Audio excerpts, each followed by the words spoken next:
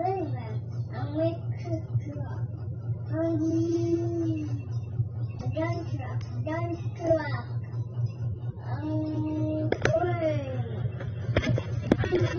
So, okay, once again, good morning, everyone. So, last time we discussed the different professions of the RA 9165, diba? Or yung ating Comprehensive Dangerous Drugs Act of 2002. Okay? Naririnig niyo ako? Okay, so naririnig niyo ako. So, we'll discuss the different definitions and the different definition of terms that we're going to use as we go along with our discussion regarding RA 9165 or the Dangerous Drugs Act of 1972.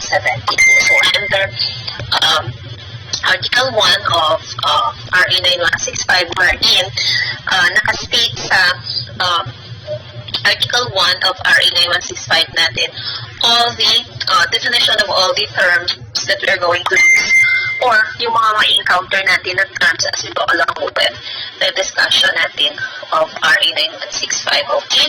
So,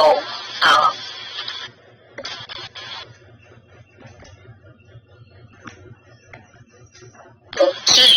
So, we'll discuss actually yung mga different board or different agency involved in the implementation of our RA 9165 wherein merong dalawang agency na involved in the implementation of our RA 9165. Meron tayong DDP and at the same time yung ating PDEA. So sila yung responsible in the implementation of our RA 9165. Also, we'll discuss the different function of our PDEA, no?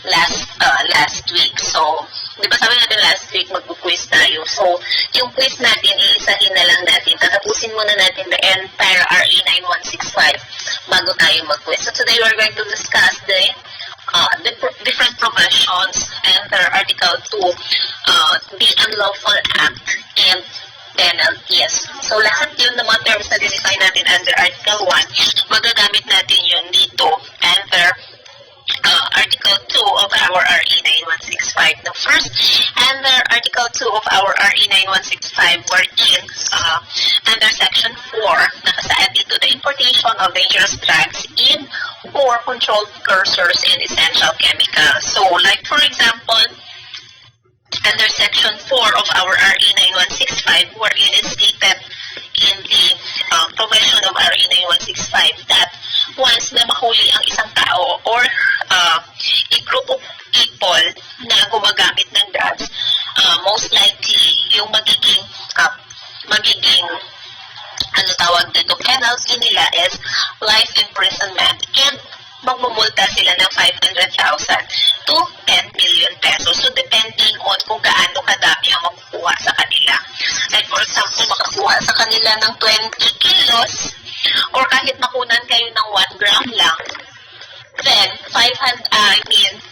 ang sentence pa rin sa inyo is life imprisonment and then, magmumulta kayo ng 500,000 to 10 million pesos. And then, controlled precursor and essential chemicals. So, under controlled precursor and essential chemical, fine 12 year to 1 day imprisonment and 12 year and 1 day to 20 years. And then, magmumulta ng 100K to 500,000 pesos. Then, once protector kayo or handler kayo ng mga gumagamit ng illegal drugs or nag-import ng mga illegal drugs, makukulong kayo ng 12 years to 20 years or magmumulta kayo ng 100K to 500,000 pesos. Okay, that's under Section 4 of our Article 2. Next is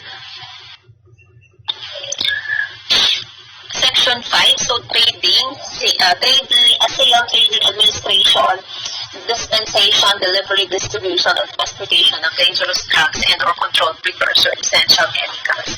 So once na nahuli kayo, nagbebenta, nagtitrade, nag-administer, or nagdi-dispense, nagdi-deliver or nag-distribute ng mga dangerous drugs, controlled precursors, and essential chemicals.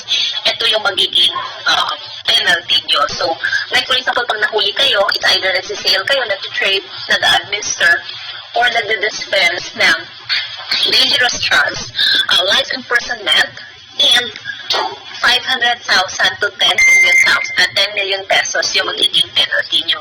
And then, controlled precursor and chemical, 12 years and 1 day to 20 years and a fine of 100,000 pesos to 500,000 pesos. And at the same time, pag protector and catcher kayo, nung mga seller, trader, or nag-administer ng drugs, 12 years and 1 day to 20 years, and a fine of 100,000 pesos to 500,000 pesos. That's under RA 9165.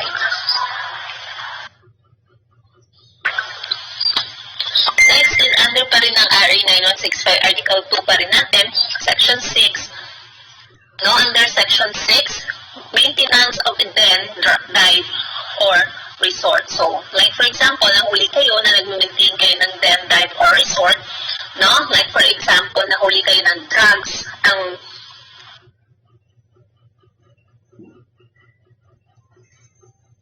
Dilatina po, ma'am. Paki-refresh, Mr. Dilatina.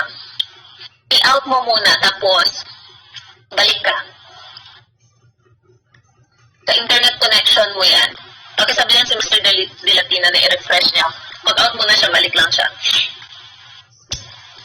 Okay, so let for example, maintenance of den, dive, or resort under Section 6 of our RA 9165, no? Drugs, life imprisonment pa rin, same as with doon sa naka-state under Section 4, 5. So under Section 6, same pa rin, life imprisonment, 500,000 to 10 million pesos.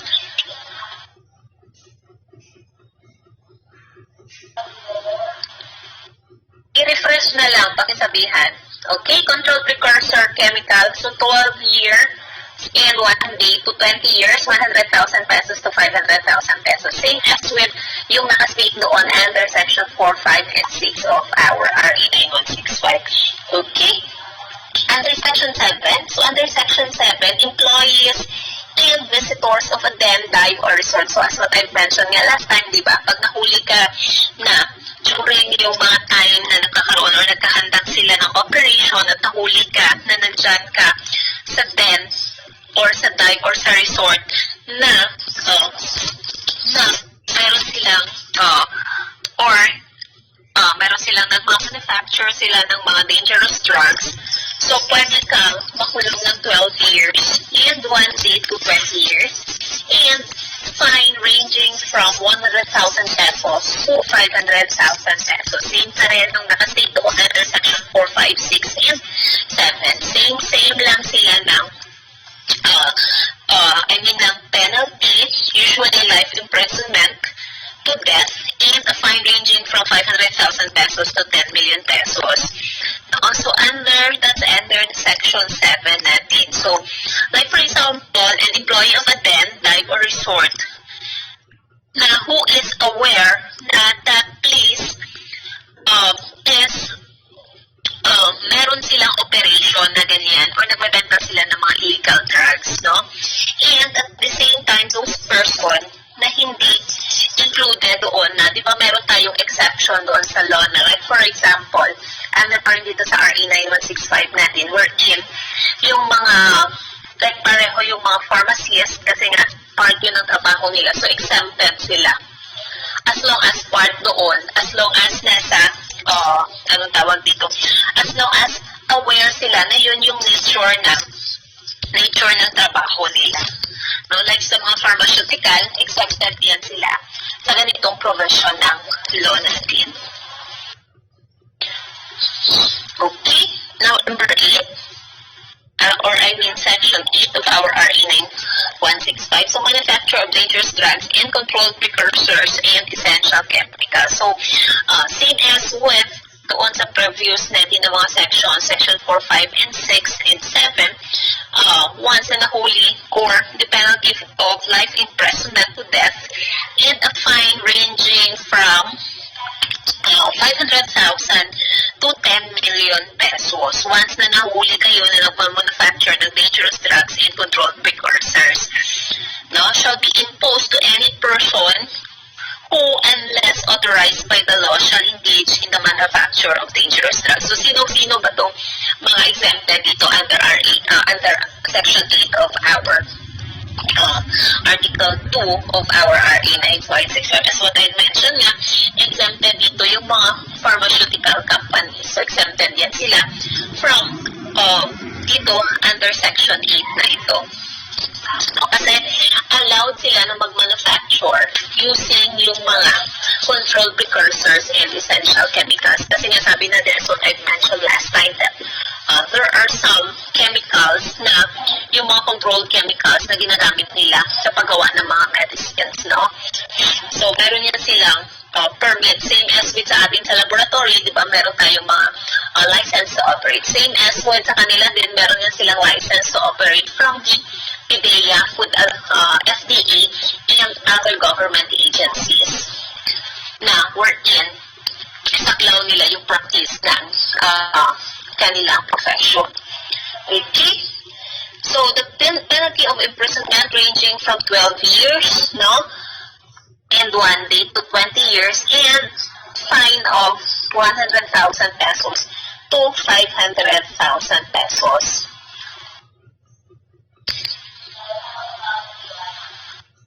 Okay, under Section 9 pa rin of RA 916590, no?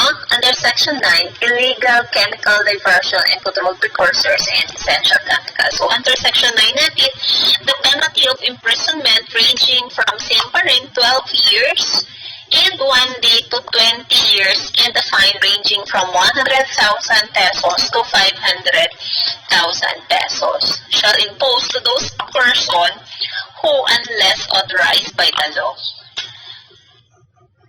Okay, under Section 10, manufacture or delivery of equipment, instrument, apparatus, and other paraphernalia for dangerous drugs and controlled precursor and essential chemicals. So, same sila ng penalty under Section 9. So, once na nahuli ka, the penalty of imprisonment ranging from 12 years pa rin and 1 day, and at the same time, magkakaroon ng 100,000 pesos to 500,000 pesos na penalty doon sa mahuhuli na nag-manufacture or nag-deliver of the equipment, instrument, or apparatus and other paraphernalia for dangerous drugs and controlled precursors and essential chemicals. Ano yun, Mr. Pulong?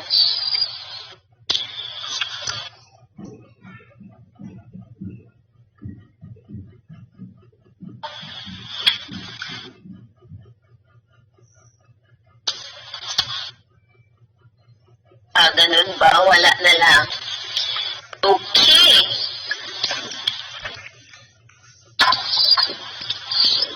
So, under Section 11 natin, no? So, under Section 11 of our RA 9165, same pa rin, possession of dangerous drugs. So, once na nahulihan kayo ng either etong mga nakasaad dito, no? Meron siyang nakaspecify.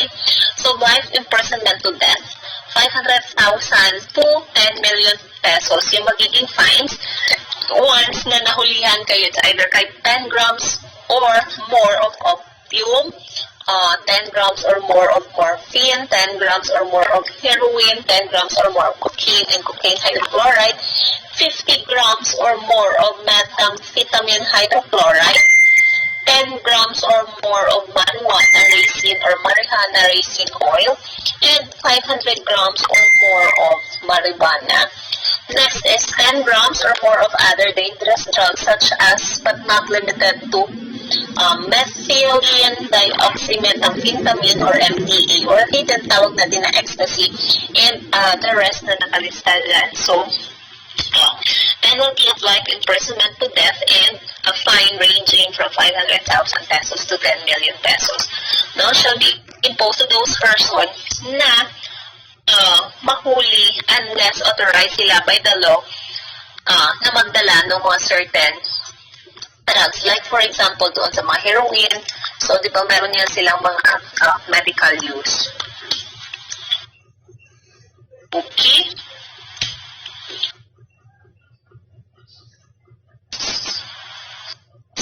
usually, under sa law natin, no, depending on kung gaano kadami usually ang mahuhuli sa inyo. So, under RA 9165. So, there are some instances na pag marami, usually yung fines, yung 500,000 to 10 million pesos na fine. So, nag-vary siya depending on kung gaano kadami ang nakuha sa inyo. So, like for example, pag meron sila nakuha na quantity less than doon sa nakasaad dyan, life imprisonment and fine ranging from 400,000 pesos to 500,000 pesos if the quantity of the methamphetamine hydrochloride or shabu is less than 10 grams. I mean, is 10 grams or more but less than 50 grams. So, magkakaroon ng fines na 400,000 pesos to 500,000 pesos. And imprisonment to 20 years and 1 day to life imprisonment to 20 years and 1 day to life imprisonment and fine ranging from 400,000 to 500,000 to those na mahuhulihan ng 5 grams or more but less than 10 grams of opium, morphine, heroin, cocaine, or cocaine hydrochloride, marijuana resin, or marijuana resin oil. So, like for example, itong 10 grams or more of other dangerous drugs, di ba nakasaad dyan? Not limited to methylphenidate or MDA. So, pag nakuha dyan sa inyo is less than 10 grams. So, yung imprisonment of 20 years and 1 day to life imprisonment, and at the same time, magmumulta kayo na 400,000 pesos to 500,000 pesos. That's under RA 9165, Section 11. So, another is imprisonment of 12 years and 1 day to 20 years and fine ranging from 300,000 to 400,000 if the quantities of dangerous drug are less than 5 grams. Like for example, in opium, heroin, morphine, cocaine, and cocaine hydrochloride. Okay? Next is under Section 12. Ayaw na mag-move. So, under Section 12, so possession of equipment, instrument, apparatus, and other paraphernalia for dangerous drugs. Okay? So, under Section 12, nakasaad dyan, a penalty of imprisonment ranging from 6 months and 1 day to 4 years and fine ranging from 10,000 pesos to 50,000 pesos to any person who, unless authorized by the law, shall possesses or have under his or her control any equipment, instrument, apparatus, and other paraphernalia fit or intended for smoking, consuming, administering, ingesting, or introducing any dangerous drug into the body. So, once na nahuli ka nito na meron ka, so, imprisonment of 6 months and 1 day to 4 years and a fine ranging from 10,000 pesos to 50,000 pesos. Nahulihan ka ng mga ito yung equipment, instrument, apparatus, and other paraphernalia fit or intended for smoking, consuming, administering, injecting, and ingesting or introducing any dangerous drugs into the body. Okay, under Section 13, hindi ata dito nakalagay sa slide ko yung Section 13. Diretso na siya. So, hindi na natin siya isasali sa Section 13. Dahil isasali na lang natin is si Section 15. So, under Section 15, use of dangerous drugs. So, under Section 15, nakasaad siya once na nahuli ka na gumagamit ng dangerous drugs.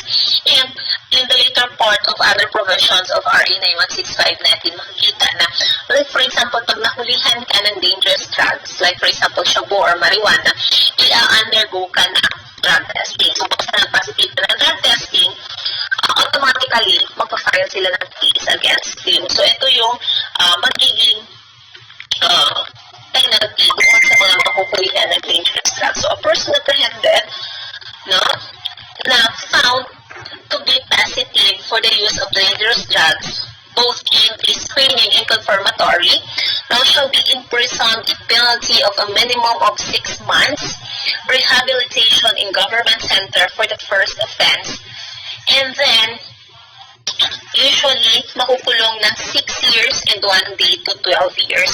And ranging from 50,000 pesos to 200,000 pesos. No? So, yun, under Section 15 natin. So, once a person na mahuli sila, and then, once na-test sila na positive for screening test and positive sa confirmatory test, then automatically, magpa-file ng case si PDEA against them. Okay? So, hindi na natin i-discuss yung ibang professions ng mga under ng section article 2, yung cultivation or culture of plants. So, almost same lang naman yung kanilang penalty. Like, for example, under cultivation or culture of plants classified as dangerous drugs, no, usually 500,000 to 10 million pesos pa rin yung fine once na nahuli kayo, and life imprisonment to death, usually yung penalty. Next is, like, for example, in maintenance and keeping of original records of transactions. So, hindi na natin ito sila isa-isahin, no? Kasi hindi naman natin sila applicable sa atin, sa practice natin sa medtech. Okay?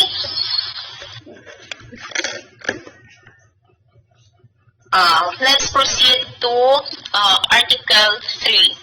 So, if you have time, pwede nyo siyang basahin, no? Yung mga remaining section and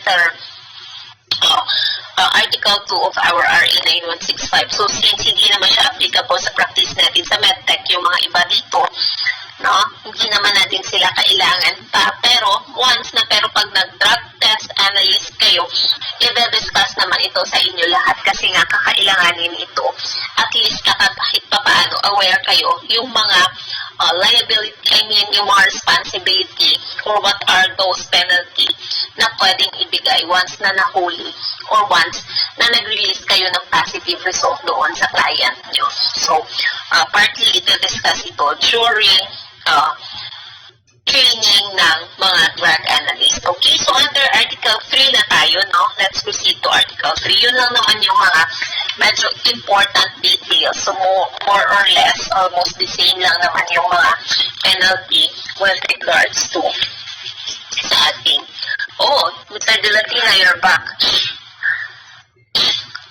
At nawala ka ulit. Okay, so Article 3, under dangerous drugs, dangerous drugs test and record requirements. So, ito yun siya is very applicable talaga ito siya sa atin, sa practice natin in the laboratory settings. So, under Section 36 of, kasi pag isa-isahin natin ito, sobrang haba, sobrang dami. Kung napansin nyo dyan sa PDF na na-send ko, ilang pages yun? I think more than 50 pages. Tama ba ako? Ilang pages? 33, ma'am. Okay. So, sobrang haba niya. So, hindi natin siya matatapos ng ilang araw, no? Kung isa-isahin natin siya. Okay. So, under Article 3, no? Ang nakalagay under Article 3 of our RA 9165, ito siya ang pinaka-applicable talaga sa practice natin in the laboratory settings. So, under Article 3, dangerous drugs test and record requirements, no? Under Section 36, authorized drug testing, no? Nakalagay dyan under Article 3, authorized drug testing, no? Under Section 36, so authorized drug testing shall be done by any government forensic laboratory or by any of the drug testing laboratories accredited and monitored by the Department of Health to safeguard the quality of the test results. So, like for example, same as sabi ko at last time, as what I mentioned last time, no? As what I mentioned last week, with regards to mga accreditation of the drug testing laboratory. So, same as with the accreditation of our laboratory. So, si drug testing laboratory or drug testing facility, kailangan din nilang kumuha ng LTO or license to operate as a drug testing facility. So, kailangan din nilang magkaroon ng sarili nilang mission and magkaroon din ng, kung naalala nyo regarding sa laboratory during your discussion with yung clinical laboratory law wherein dapat meron silang certain policies inside the laboratory. So, same as well din sa drug testing natin, kailangan din nilang kumuha ng mga license to operate. At the same time, kailangan din merong drug test or merong din analyst na trained. Diba, sabi natin last time that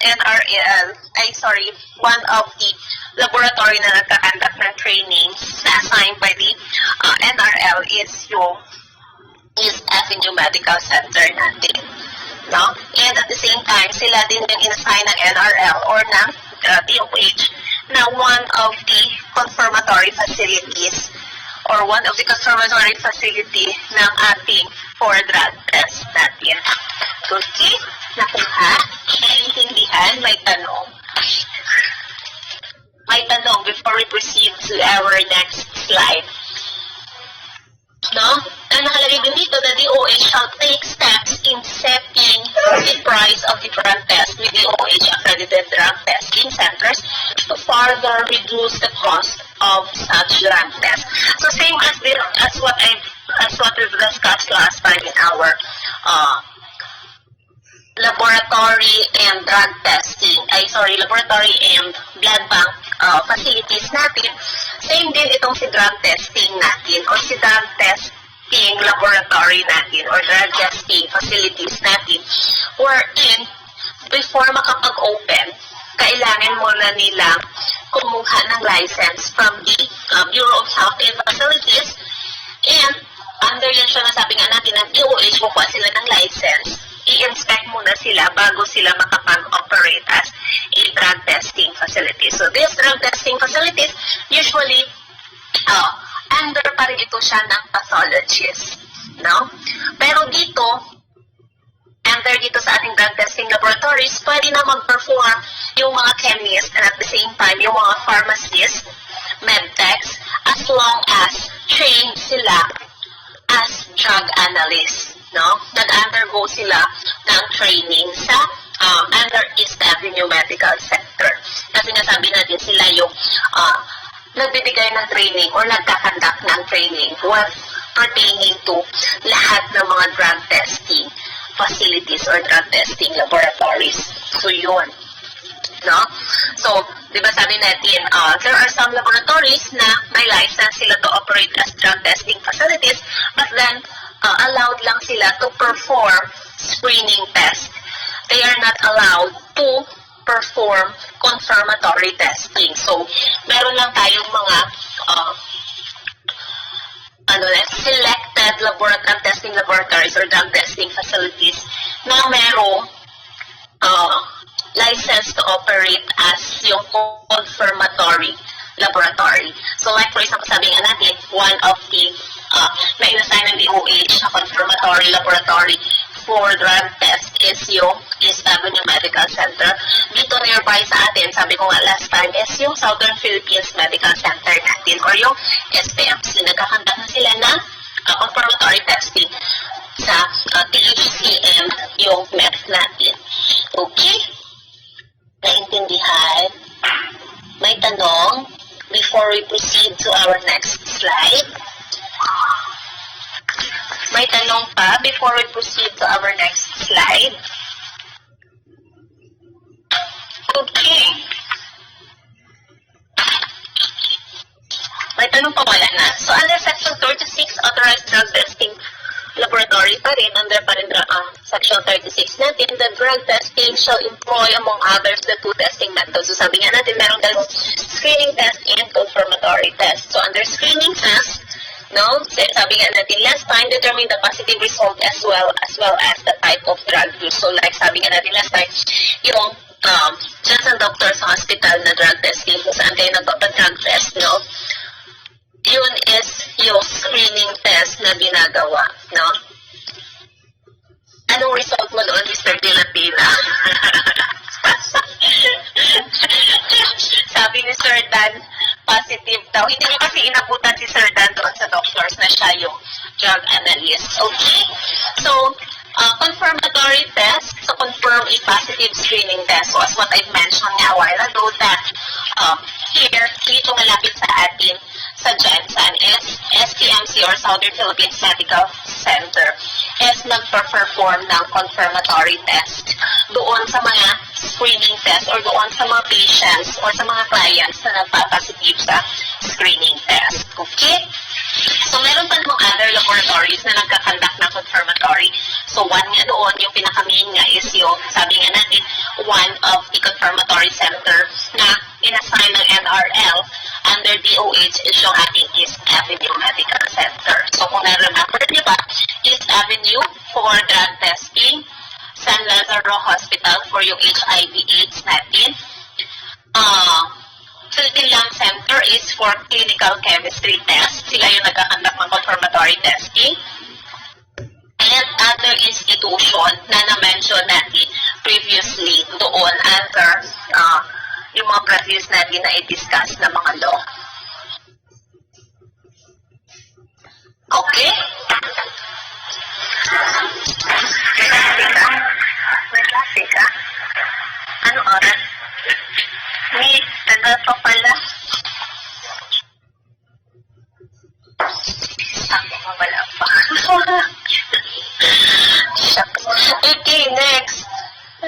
Under Section 36 pa rin of our IA 9.65, authorized drug test, authorized drug testing pa rin. So, drug test certificates issued by accredited drug testing center shall be valid for 1 year period from the date of issue, which may be used for other purposes. So, like for example, meron kayong mga clients na magre-request for certification na, like for example, magre-request sila ng certification under dito sa ating RA 9165 under Section 36. Hindi kayo pwedeng mag-refuse ng magbigay ng certification sa kanila na nag-undergo sila ng drug testing sa facility nyo. No? So, yung initial na certification na yun is valid siya for 1 year. So, nakasaad yan siya sa RA 9165 under Section 36 of Article 3. So, like for example, later on, pag kayo yung maging drug test analyst, since tinatamad kayong magbigay ng certification, kasi hindi nyo alam kung ano yung susulat nyo sa certificate. So, yun, no? Under Article 3 of Section 36 of our RA 9165, no? Pwede silang mag-request ng certification, no? Doon sa mga accredited drug testing laboratories wherein pwede nilang gamitin yun for work or for travel or for any purposes na paggagamitan nila. So, yung certification na in-issue is valid for 1 year. Wala akong slide. Okay, next. Under Section 36 pa rin, no, authorized drug testing. No, the following shall be subjected to undergo drug testing. So, applicants for driver's license. So, di ba, if you can remember, no, that these applicants for driver's license is medyo naging issue ito siya previously nga. Kasi nga pinatanggal siya ni Senator Soto yung lahat ng driver, lahat ng kukuha ng driver's license, pinatanggal niya na hindi na kailangan mag-undergo ng drug testing. Kasi previously, under dito sa RA 9165 natin, na lahat ng applicants for driver's license is kailangan munang mag-undergo ng drug testing bago sila makakuha ng driver's license. So,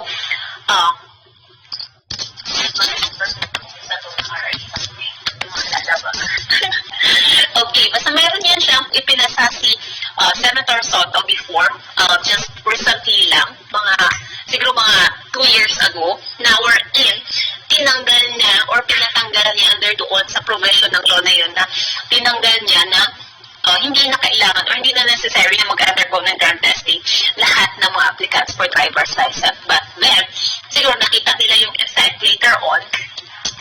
They're planning, oh yes, of course, i-upload ko siya. They're planning na ibabalik itong provision na ito ng law na lahat ng applicants for driver's license is dapat mag-undergo na ng drug testing. Okay? Applicants for firearms license and for permit to carry firearms outside the residence. So, like for example, pag kukuha kayo ng license or permit to carry firearms, bago kayo na makakuha, kailangan nyo munang kumuha or mag-undergo ng drug testing at at the same time, mag-undergo ng psychological testing. So, isa yun sa mga one of the requirements for, or yun yung mga requirements usually pag kumuha ng license or permit to carry firearms outside residence. Students for all secondary and tertiary schools, diba? Kayo, nare-require kayo na mag-undergo ng drug testing. No, kasi nakataan dito sa provisions ng RA 9165 wherein students of secondary and tertiary schools kailangan mag-undergo ng drug testing. So, baka kasi sabihin nyo na naman na pakana na naman ang school. Which is, ang school is nagpa-follow lang ng nagpa-follow lang sila ng provision ng RA 9165 natin wherein lahat ng students is kailangan mag-undergo ng drug testing. No? Kaya tayong lahat nag-undergo ng drug testing. Yun. So, every year yun, di ba, nag-undergo kayo ng drug testing. Kasi nga, nakasaad yan sa provision ng RA 9165. Always remember, nasa RA 9165 yan dyan. Section 36. No? Ng Dangerous Drugs Test and Record Requirements. Okay? Next is officers and employees of public and private offices. No? Lahat ng officers and employees in public and private offices, kailangan nila mag-undergo ng drug testing. So like for example, yung mga officers, yung mga public officials natin, yung mga senators, mayors, so kailangan nilang mag-undergo ng drug testing. Hindi lang tayo or hindi lang lahat ng mga employees and students, but then mga public officials from public officials is kailangan din mag-undergo ng drug testing. Same as with, sabi ko nga, officers and employees of public and private offices. So, kasama kami doon sa private offices na nag-undergo ng drug testing.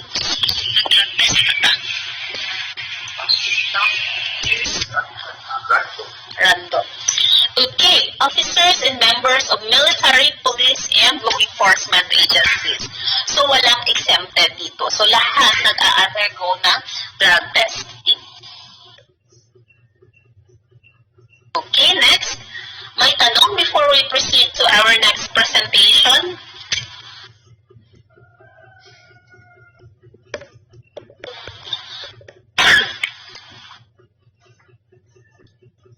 Nakikita na kayo sa slide? Bakit ako wala akong nakita sa slide ko? Okay. Oh, nakikita kayo. Ako pala ang walang nakikita sa slides. Okay. Next is under section 36 pa rin. So, all persons charged before the prosecutor's office with a criminal offense, no? Penalty of imprisonment of not less than 6 years and 1 day. So, lahat yun, no? Like, for example, kinasuhan ka ng murder. So, bago kanila iharap sa court is kailangan mo munang mag-undergo ng drug testing. So, all candidates for public, ito nang mention ko kanina, that all candidates for public office, whether appointed or elected both in the national or local government, is kailangan pa rin nilang mag-undergo ng drug testing. So, like for example, as what I mentioned nga kanina, that, like for example, yung mga senators, no? Yung mga mayor natin, city councilors, no? Bago sila mag-assume ng office, kailangan muna nila mag-undergo ng drug testing or bago sila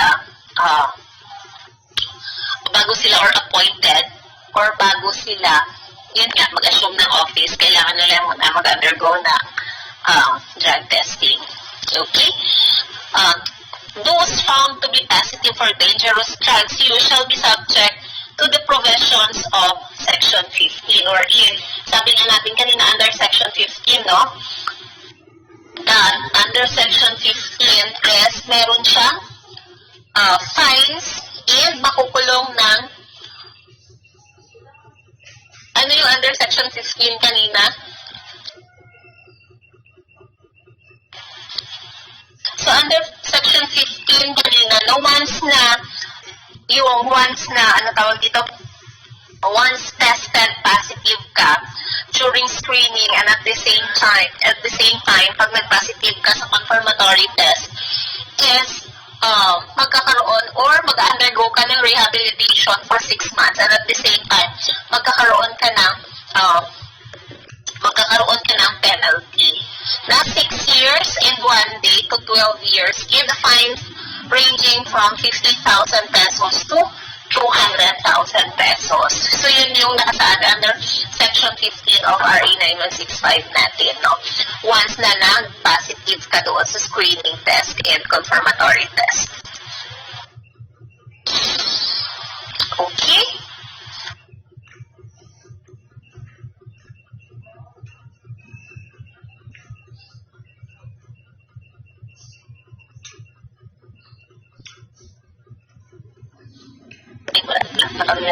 Okay, under section, next is under section 37 of RA 9165, issuance of false or fraudulent drug test results. So, under pa rin ito ng Article 3 natin. So, a person authorized, licensed, or accredited under this Act and its implementing rules to conduct drug examination or test who issues false or fraudulent drug test results knowingly or willfully or through gross negligence. Now, that's under section 37, no? So, under section 37, no, we're in, once na napatunayan, no, life ay a penalty of imprisonment ranging from 6 years, so next slide siguro, 6 years, imprisonment ranging from 6 years and 1 day to 12 years.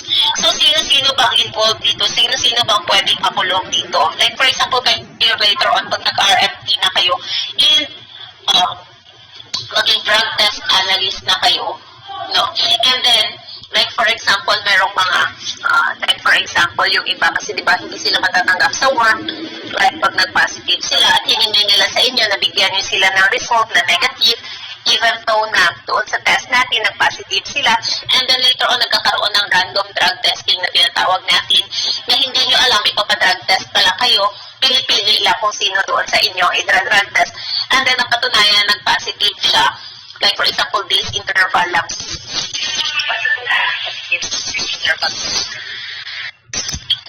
So like for example, 3 days after, nagkaroon ng random drug testing, and then nalaman na nag-positive pala yun siya, tapos ang nirelease na negative. So upon investigation, yun ang nangyari, naglabas kayo ng fraud, and inamin yun siya ng client niyo or ng patient na may tendency na magkakaroon kayo ng penalty na imprisonment ranging from 6 years and 1 day to 12 years and fine ranging from 100,000 pesos to 500,000 pesos. And at the same time, revocation of the license to practice of his or her profession in case of practitioner and the closure of drug testing center. So, hindi lang kayo matatanggalan ng license, no?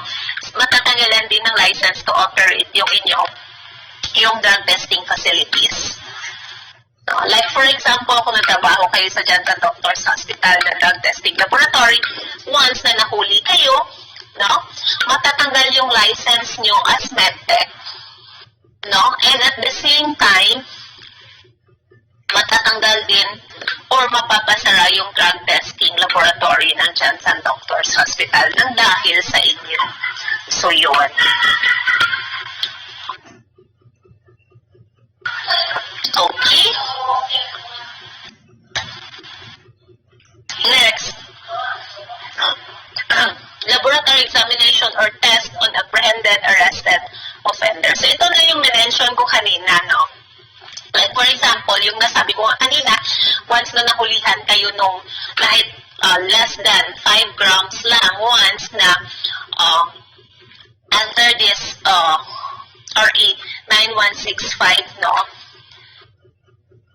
Once na subjected to screening laboratory examination or test within 24 hours yung nahuli and nag-positive siya, then subject to on under the provision of Section 15 of our RA 9165. Wherein, once, di ba sabi natin, na nag-positive under dito sa Section 15, under screening and confirmatory test shall be imprisoned or penalty of minimum of 6 months na rehabilitation in a rehabilitation center. It's either government or private-owned rehabilitation center, and at the same time, magkakaroon ng penalty under dito sa provision ng RA 9165 or Section 15. No? Wherein makukulong ng 12 years, 6 years and 1 day to 12 years, and fine ranging from 50,000 pesos to 200,000 pesos.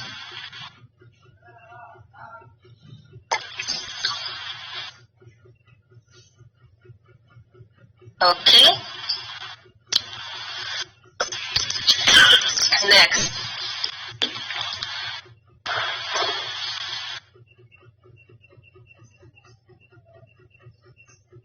Under section 38 pa rin, if found to be positive, the same shall be prima facie evidence that such person has used dangerous drugs, which is without prejudice for the prosecution for other violations of the provision of this act. So, provided that a positive screening laboratory test must be confirmed for it to be valid in a court or law. So, yun yung nakasaad under section 38 of RA 9165 natin.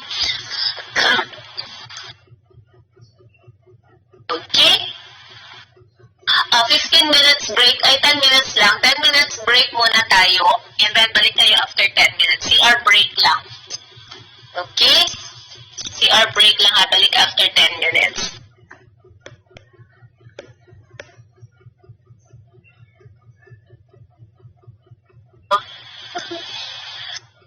Nandyan pa ba kayo? Okay. Akala nyo na. Okay, so let's continue with our discussion. Okay, under section 39 of RA 9165, accreditation of drug testing centers and physicians. So same as with yung sabi ko nga last time, same with our laboratory, no?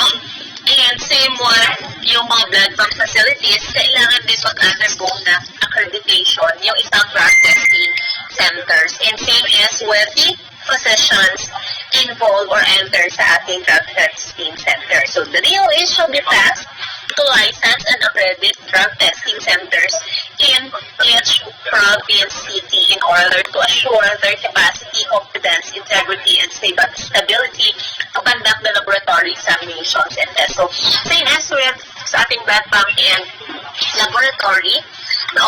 Yung application for yung dito sa ating accreditation of drug testing centers is makikita pa rin yun siya sa website ng Department of Health and the Bureau of Health and Bureau of Health Facilities, no? Makikita nyo yan dyan, no? Sa website ng DOH, no? Tingnan nyo na lang if you have time. So, there shall be the control regulations, licensing, and accreditation division under the supervision of DOH. So, like for example, merong mga, like under the DOH, under Bureau of Health and Facilities natin, merong in charge, magkaiba yung in charge sa laboratory licensing, iba yung laboratory licensing and accreditation, iba yung in charge, iba din yung in charge sa blood bank licensing and accreditation, same as with dito sa accreditation and licensing of drug testing centers. So magkakaiba yan sila, hindi, pero same lang sila, under sila ng Bureau of Health Facilities, under sila ng Department of Health, pero magkakaiba silang division under the Bureau of Health and Facilities na licensing division. So like for example, sa laboratory, so I mentioned, iba din yung mga persons involved sa blood bank and sa ating drug testing centers accreditation. No? So hindi sila isa-isa. So magkakaiba yung in charge in the accreditation and supervision of the drug testing facility. So same pa rin sa ating laboratory and blood bank, no? Wherein kailangan pa rin mag-secure once na mag-put up ng drug testing centers or drug testing facility, no? Kailangan pa rin mag-undergo ng accreditation from the Bureau of Health and Facilities under DOH, no? Same pa rin. Kailangan pa rin siyang mag-apply. Kailangan nyo pa rin mag-apply ng license to operate. And at the same time, kailangan nyo pa rin yung kung maalala nyo, kailangan nyo pa rin mag-participate doon sa MECAS, no? If you can remember, no, lahat ng mga yung mga NRL natin, no, like for example, yung East app natin, sila yung nabibigay ng sample for NECAS. Since sabi nga natin last time, once na hindi kayo nakapag-participate sa NECAS, hindi kayo magbibigyan. Or once na nag-renew kayo ng license to operate na inyong drug testing facilities or drug testing center, hindi hindi kayo mabibigyan o hindi ma-renew yung license to operate nyo until such time na nakapag-participate kayo sa NECAS, no? Diba? Meron din tayong NECAS sa laboratory natin under EO 2007,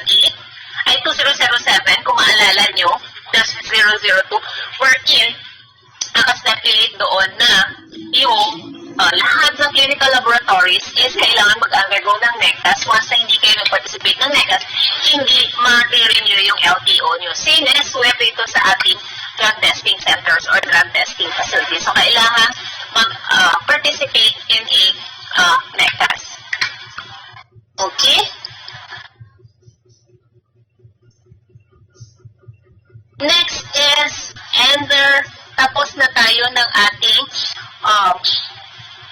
mayroon pa ditong Section 40 under Article 3 natin, wherein records required for transaction on dangerous drugs or precursors and essential chemicals. So, hindi na natin dito concern na ito ng mga pharma. So, hindi na natin siya i-discuss. Kasi hindi naman siya concern sa ating practice as a medtech. Okay? Next is under Section Article 4, no? Section 4, Article 4, under Article 4 natin, participation of the family, students, teachers, and school authorities in the enforcement of this act or in the enforcement of RA 9165 or the Comprehensive Dangerous Drugs Act of 2002. So, under Section 41, involvement of the family. So, family is being the basic. Now, Philippine society shall be primarily responsible for the education and awareness of the members of the family pertaining to illegal drugs and use of dangerous drugs.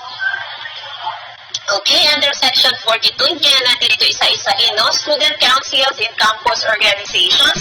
So, di ba kung maalala nyo last time, no?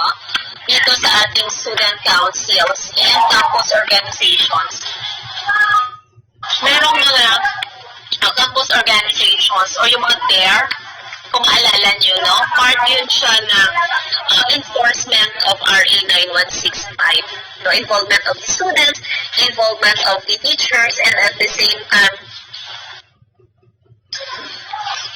so yun, part yun ng school curricula.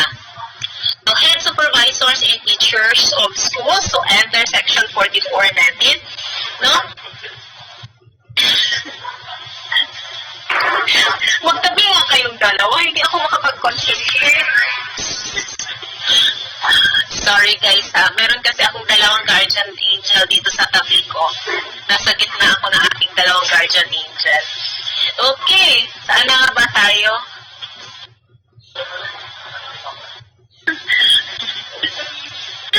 Sarong ka rin yung doon.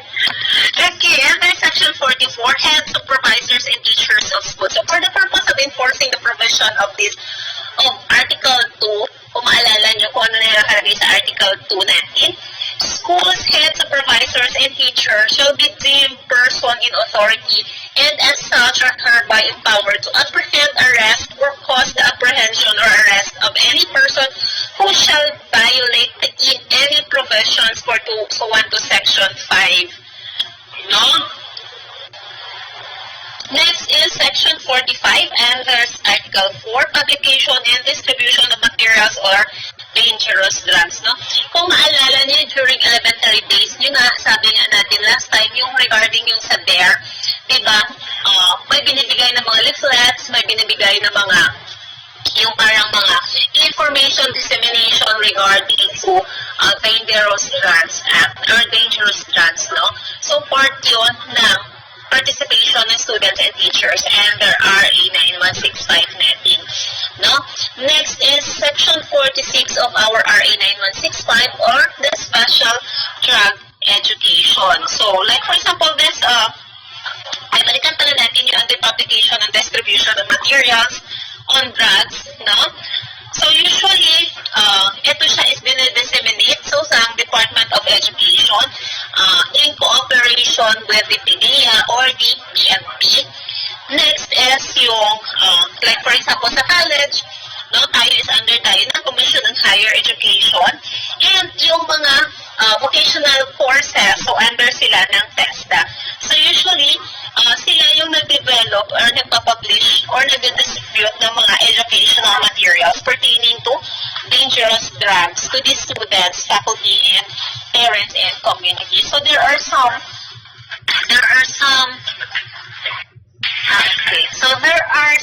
programs, no? Like for example, there are some community involvement ng mga schools wherein pupunta sila sa community, magkakaroon sila next series of lecture or mga community involvement, mag-lecture sila sa community pertaining to mga dangerous drugs act. No? So, part yun ng information dissemination pertaining to dangerous drugs. No? That's under Section 45 of RA 9165. So, next is Section 46, Special Drug Education Center. Now, with the assistance of the Board of Department of Interior and Local Government, or DILG, no? Provincial Office Special Education Drug Center of Out-of-School Youth and Street Children. So, di ba, kung maalala nyo, meron tayong yung sabi nga natin last time, saan po, may nagtanong last time kung saan daw dinadala yung mga nahuhuli na, especially doon yung mga gumagamit ng inhalants, di ba, na-mention natin last time na usually dinadala sila sa DSWD. So, part ng Special Drug Education Center is yung DSWD natin. So, sila yung nagkakandak ng special education doon sa mga out-of-school youth and street children. Usually sila naman yung nahuhuli na gumagamit na, as what I've mentioned nga last time, yung inhalants natin. So sila yung pinaka-common na gumagamit ng inhalants, especially yung mga 14 years old and below. So baka dumaan kayo sa ganong stage na gumamit kayo. Yung mga 14 years old pa kayo or mga 10 years old to 17 years old, baka nandoon kayo galing sa DSWD. Si Mr. Gelatina, yung skill niya talaga. Siya kasi sa pinagamit na ng aking, ng aking screen, kasi nakikita ko siya agad. Yung iba NR lang. Okay? So usually, under yun sila ng DSWD. No? Kayo, kung hindi pa kayo umabot ng 18 years old, no? Ipapadala pa rin kayo sa DSWD once na huli kayo na gumagamit, no? Diba, sabi ko nga as what I mentioned last time, na meron na silang law na gustong ipasa na yung 14 years old, from 14 years old pataas, once na nakakommit ng crime or nahuli na gumagamit ng illegal drugs, no? As pwede na makulong. Pero, since hindi pa siya approved ng Senate, no, at hindi pa siya signed ng, hindi pa siya napirmahan ng President of the Philippines, so ibig sabihin, hindi pa siya law, no? So, ipapadala pa rin kayo sa DSWD. No, kung meron na dyan sa inyo, itaas na ang kamay, Charles. Mr. De La Pina, bakit ang iling niya? Ganyan talaga. Oo, at saka si AF. Okay, so yun. So part yun ng Special Education Drug Center for Out-of-School Youth and Street Children. So usually, under yan siya ng DSWD and at the same time ng Provincial Social Welfare Development. No? And sponsored din siya ng DILG under PDEA or minsan sponsored siya ng or PDEA or DTB or the PNP. Sabi nga natin. So, usually, ang involved dyan si PDEA and si PNP. So, those are yung mga government agency na involved in the Special Drug Education Center. And in coordination with yung sabi nga natin, DSWD and Provincial Social Welfare Development Office. Okay? So, hanggang dito na lang muna tayo. Next week, and next week, tomorrow pala. Tomorrow, ito-discuss natin yung mga remaining na article ng RA 9165 wherein na involved tayo or in applicable siya sa practice natin as medtech. Konti na lang ito. Hindi na nare-discuss ito lahat kasi yung iba, hindi naman siya applicable sa practice natin as medtech. Okay, so before we end, meron pang tanong? Before we end with our discussion, is there any question? Yung iba, natulog na.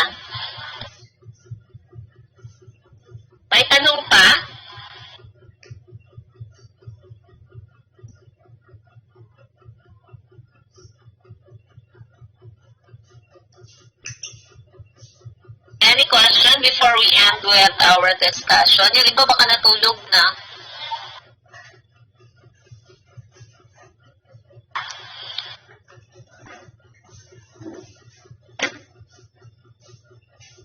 Okay, kung wala nang tanong, yan lang muna for now and see ya everyone tomorrow.